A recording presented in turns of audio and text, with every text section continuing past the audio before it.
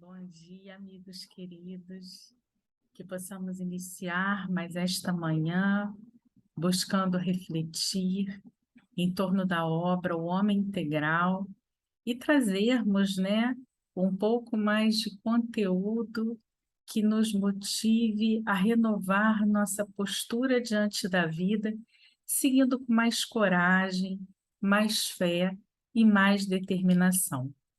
Bem, nessa manhã nós vamos estudar o capítulo 8, que tem como título Fobia Social. E nesse capítulo, Joana de Ângeles vai nos dizer que, pressionado pelas constrições de várias ordens, exceção feita aos fenômenos patológicos na área da personalidade, o indivíduo tímido, desistindo de reagir, assume comportamentos fóbicos. Neuroses e psicoses se lhe manifestam, atormentando-o e gerando-lhe um clima de pesadelo onde quer que se encontre. A liberdade, que lhe é de fundamental importância para a vida, perde o seu significado externo, face às prisões sem paredes que são erguidas, nelas encarcerando-se. Da melancolia profunda, ele passa a ansiedade, com alternâncias de insatisfação e tentativas de autodestruição. E da desconfiança sistemática tomba por falta de resistências morais diante dos insucessos banais da existência. Nem mesmo o êxito nos negócios, na vida social e familiar, consegue minimizar-lhe o desequilíbrio que muitas vezes aumenta em razão de já não lhe sendo necessário fazer mais esforços para conseguir, considera-se sem finalidade que justifique prosseguir. Os estados fóbicos desgastam-lhe os nervos e conduzem-no às depressões profundas. São vários estes fenômenos no comportamento humano. Surge, porém, no momento, um que se generaliza, a pouco e pouco, o denominado como fobia social, graças ao qual o indivíduo começa a detestar o convívio com as demais pessoas, retraindo-se, isolando-se. A princípio, apresenta-se como uma forma de mal-estar, depois como insegurança, quando o homem é conduzido a enfrentar um grupo social ou o público que lhe aguarda a presença, a palavra. O grau de ansiedade vai pouco a pouco fugindo do seu controle, estabelecendo conflitos psicológicos perturbadores. A ansiedade comedida é fenômeno perfeitamente natural, resultante daquela expectativa ante o inusitado, face ao trabalho que deve ser desenvolvido, diante da ação que deve ser aplicada como investimento de conquista, sem que isto provoque desarmonia interior com reflexos físicos negativos. Quando essa ansiedade se revela, desencadeada por problemas de somenos importância, produzindo taquicardias, sudorese álgica, tremores contínuos, estão ultrapassados os limites do equilíbrio, tornando-se patológica. A fobia social impede uma leitura em voz alta, uma assinatura diante de alguém que acompanhe o gesto, segurar o talher para uma refeição, pegar um vaso com líquido sem o entornar. O paciente, nestes casos, tem a impressão de que está sob severa observação e análise dos outros, passando a detestar as presenças estranhas, até os familiares e amigos mais íntimos. Em algumas circunstâncias, quando o processo ainda está em instalação, a concentração e o esforço para superar o impedimento auxiliam-no, facultando-o somente relaxar-se e adquirir naturalidade após constatar que ninguém o observa, perdendo assim o prazer do diálogo face àquela tensão que foi gerada pelo problema. A tendência natural do portador de fobia social é fugir, ocultar-se, malbaratando o dom da existência, vitimado pela ansiedade e pelo medo. O homem é o único animal ético existente. Para adquirir a condição de uma consciência ética, é convidado a desafios contínuos, graças aos quais discerne o bem do mal, o belo do feio, o lógico do absurdo, imprimindo-se um comportamento que corresponda ao seu grau de compreensão existencial. Aprofundando-se no exame dos valores, distingue-os, passando a viver conforme os padrões que estabelece como indispensáveis às metas que persegue, porquanto pretende constituir-lhe a felicidade. A fim de lograr o domínio desses legítimos valores, aplica outra das suas características essenciais, que é o de ser um animal biossocial. A vida de relação com os demais indivíduos é-lhe essencial ao progresso ético. Isolado, alcevaja-se ou entrega-se a uma submissão indiferente, perniciosa.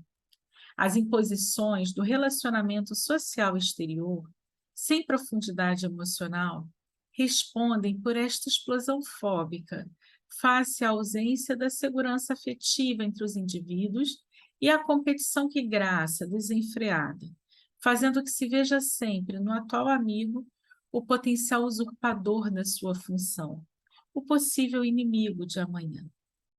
Tal desconfiança arma as pessoas de suspeição, levando-as a uma conduta artificial, mediante a qual se devem apresentar como bem estruturadas emocionalmente, superiores às vicissitudes, capazes de enfrentar riscos, indiferentes às agressões do meio, porque seguras das suas reservas de forças morais. Gerando instabilidade entre o que demonstram e aquilo que são realmente, surge o pavor de serem vencidas, deixadas à margem, desconsideradas. O mecanismo de fuga da luta sem quartel apresenta-se-lhes como uma alternativa saudável, por poupar-lhes esforços que lhes parecem inúteis, desde que não se sentem inclinadas a usar dos mesmos métodos de que se creem vítimas.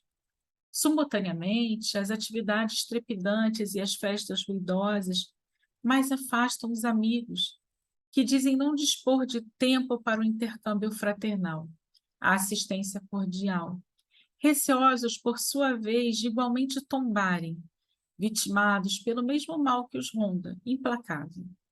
Nestas circunstâncias, mentes desencarnadas, deprimentes, se associam aos pacientes, complicando-lhes o quadro e empurrando-os para as psicoses profundas, irreversíveis. A desumanização do homem, que se submete aos caprichos do momento dourado das ilusões, conspira contra ele próprio e o seu próximo, tornando esta a geração do medo, a sociedade sem destino. Quanto conteúdo para a gente refletir nesse texto de Joana, não é mesmo? A verdade é que muitas vezes, para nos mantermos bem em sociedade, vamos criando máscaras sociais, aquilo que nós gostaríamos de ser ou aparentar para o outro. E temos medo que as pessoas descubram como nós realmente somos. E para não enfrentarmos o desafio do convívio, muitas vezes nós nos isolamos, nós nos afastamos, esquecendo que muito do que a gente percebe na nossa vida de relações diz mais respeito ao que nós trazemos em nós do que necessariamente a forma pela qual o outro se nos apresenta.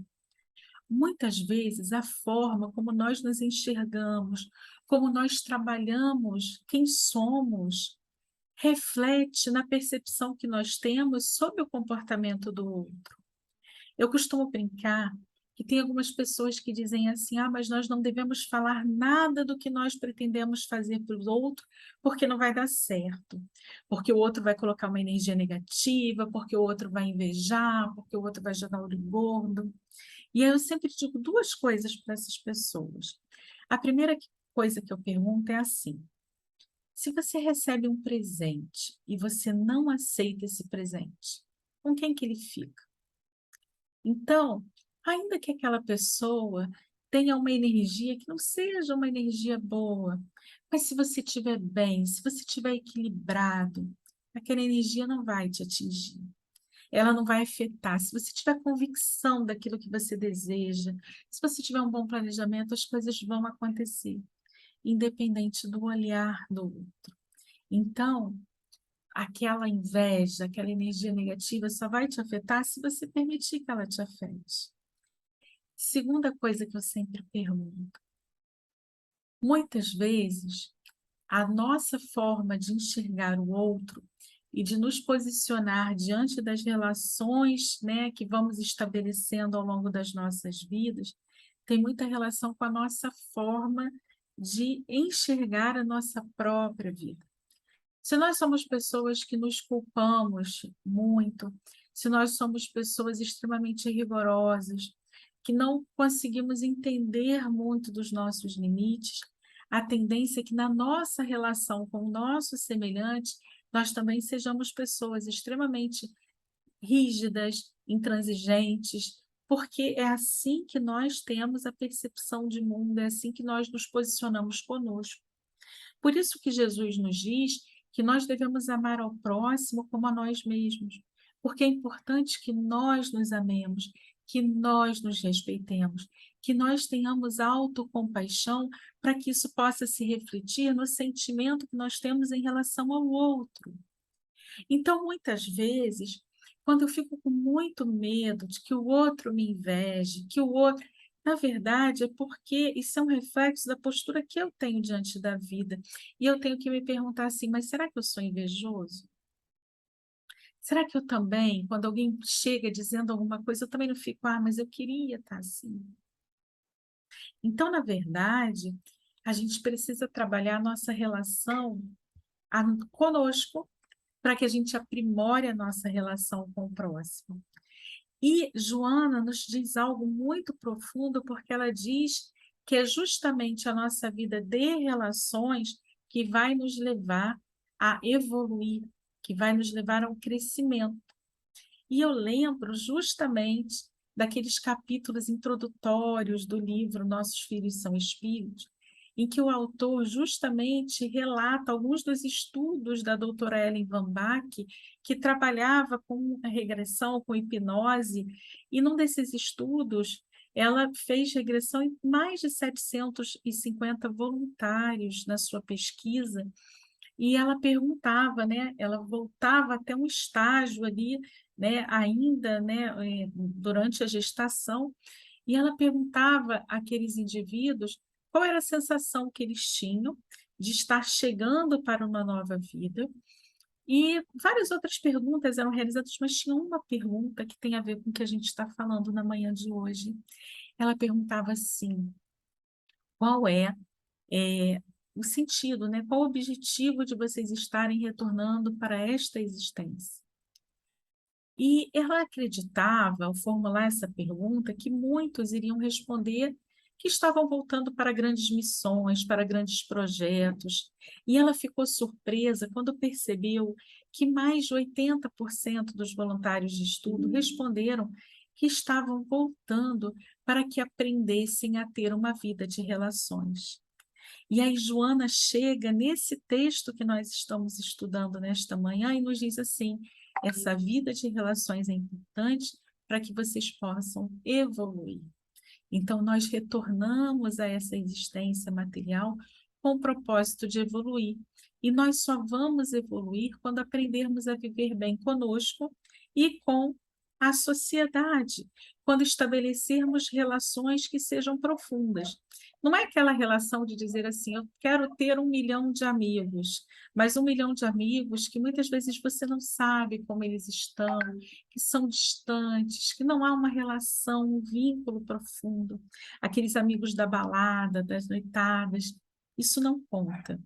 O que conta é aquela relação do dia a dia, aquela relação estreita, que você está ali junto, tendo que viver o dia a dia com os seus desafios e também com as suas alegrias. É essa relação que conta.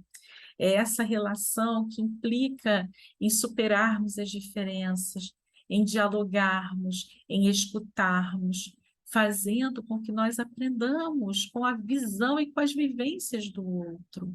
não somente com as nossas vivências. Então, a fobia social é um processo que ele vai se instalar justamente naqueles que se sentem inseguros diante da vida, que temem mostrar aquilo que trazem ainda de sombra em si próprios. Entretanto, nós sabemos que todos nós trazemos sombra e luz. Não há ainda perfeição neste planeta que habitamos. Estamos num planeta de provas e expiações e ainda, né, precisamos dessa dialética, né, dessa dualidade, bem, mal, altos e baixos, para que possamos aprender a cada dia na jornada que é a vida. Então, muitas vezes nós temos medo de mostrar aos outros as nossas vulnerabilidades, as nossas fragilidades, mas é preciso que mostremos. Obviamente, eu não vou sair por aí contando para todo mundo os meus problemas, mas há certamente aquelas pessoas em que sabemos que podemos confiar, que vão nos escutar, que vão nos ouvir, que vão nos compreender, que vão validar aquele sentimento para nós, que vão dizer: Eu estou aqui, conte comigo, e vão nos sustentar naqueles dias que forem mais pesados e mais difíceis. Os espíritos, que nada mais são do que nós mesmos, despidos, né, desta vestimenta carnal, estão no mesmo estágio evolutivo que nós, alguns pouco mais evoluídos, outros menos evoluídos. E quando nós nos posicionamos nessa sintonia mental de insegurança, de vulnerabilidade, de uma certa tristeza, melancolia, de dor, nós atraímos para nós espíritos que estão vibrando nesta mesma sintonia e que tendem a fazer com que esse sentimento de insegurança se potencialize ainda mais. Por isso que sempre eu inicio os estudos aqui na manhã falando: vamos vibrar positividade. Não é que vibrando positividade os problemas deixarão de existir na nossa vida. Eles vão existir. Entretanto, nós estaremos serenos, harmoniosos, de forma que estaremos com a lucidez necessária para encontrar as saídas para os problemas que vão aparecer no nosso dia a dia. E mais ainda, à medida em que nós nos harmonizamos, através da prática da oração, da meditação, né, um autodescobrimento, né, a gente começa a entrar em sintonia com os espíritos de escola, os espíritos de luz, aqueles espíritos familiares, amigos, que torcem para que nós tenhamos uma existência física proveitosa para o nosso desenvolvimento. E eles vão vibrar e vão interagir conosco, nos intuindo para que possamos tomar as melhores decisões para as nossas existências. Então, nós precisamos ajudar para sermos ajudados. Tem gente que diz assim: mas eu peço tanto ajuda a Deus e nada muda. Mas a pergunta que se faz é: mas você está se ajudando? Como está a sua postura mental diante da vida? Qual a escolha que você faz a cada manhã quando desperta? Você escolhe olhar para esse novo dia e dizer: que bom, mais uma oportunidade de recomeço? Ou você olha para esse novo dia e diz: ai, que droga, mais um dia? A escolha é nossa. A escolha está em nossas mãos. E Joana, através dessa obra e várias outras, nos convida a essa descoberta, a esse repensar sobre as nossas existências, que vai nos dar sentido, coragem e motivação para seguirmos nas nossas existências, apesar dos inúmeros desafios que enfrentaremos. E é esse convite que eu faço a vocês, que a gente possa, a cada manhã, acordar renovando nossas metas, nossos propósitos diante dessa vida. Viver é uma grande bênção. Só falta a gente enxergar isso e viver plenamente gratos por essa grande oportunidade. Muita paz a todos. Que Jesus os abençoe. Que tenhamos uma quinta-feira cheia de oportunidades para a nossa renovação íntima, para o aprimoramento intelectual, para o nosso crescimento, que nós possamos sempre caminhar, apesar de qualquer fator externo que esteja em nosso caminho. Muita paz, meus amigos. Muito obrigada por estarem comigo nessa trajetória, estudando juntos, compartilhando. Vocês me motivam a prosseguir. Um abraço carinhoso para todos.